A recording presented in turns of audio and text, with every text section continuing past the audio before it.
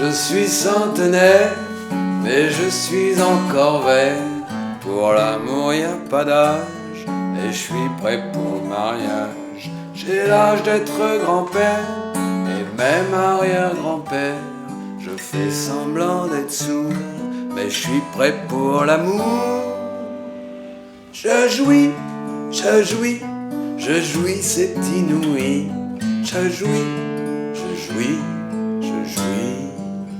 Après avoir eu une adolescence et une fin d'adolescence très influencée, avec beaucoup de goût pour la musique anglo-saxonne, on s'est retourné vers la langue française à un âge où peut-être on avait plus de plaisir aussi à l'écrire et à la lire.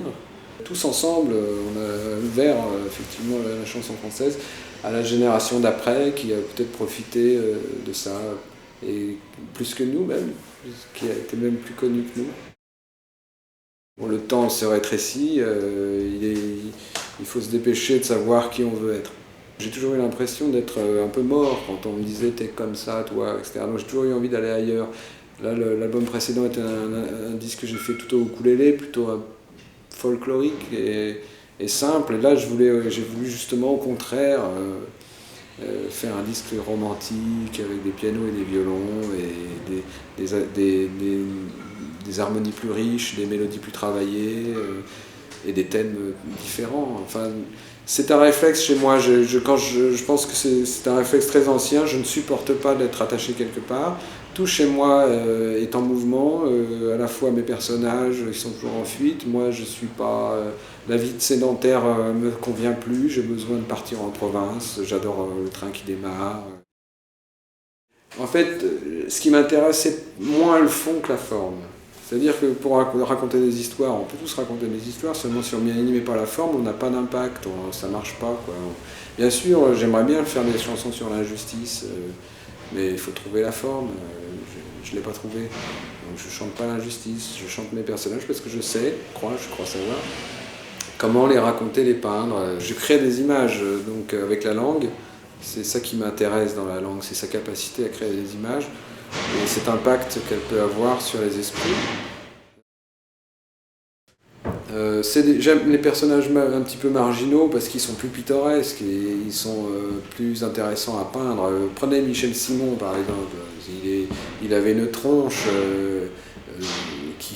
qui le rendait photogénique, beaucoup plus qu'un bellâtre du coin, quoi. Vous voyez ce que je veux dire? C'est pareil pour moi, je préfère la tronche, quoi. Et puis aussi j'aime bien les gens qui sont un petit peu à côté. C'est vrai que ma langue est quand même travaillée et que je fais entrer dans mes chansons des mots qui trouvent pas souvent leur place. Goitre par exemple, heureusement d'ailleurs qu'il n'y en a pas beaucoup, mais j'ai le goût du langage encore une fois. J'aime nommer, vous voyez, c'est pour ça que j'aime les prénoms de femmes. Un prénom déjà c'est toute une personne, vous dites un prénom de femme, vous voyez déjà une silhouette, des cheveux, un sourire, vous avez déjà envie de l'embrasser, vous êtes déjà un peu amoureux, quoi. Je pense que mon nom a une certaine élégance et qu'elle rejaillit sur ma personne. Voilà, évidemment que l'élégance c'est flatteur, c'est des moments.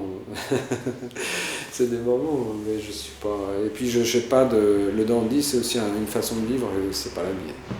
Et puis de toute façon, quand vous dites que vous êtes un dandy, vous n'en êtes déjà plus un. Je suis centenaire, mais je suis encore vert. J'ai l'âge d'être arrière. Mon fils est un vieux schnock, ma fille est une vieille pique. Quand je l'embrasse, elle pique, et il y en a marre des fiacs. Je jouis, quand j'entendrai le glas.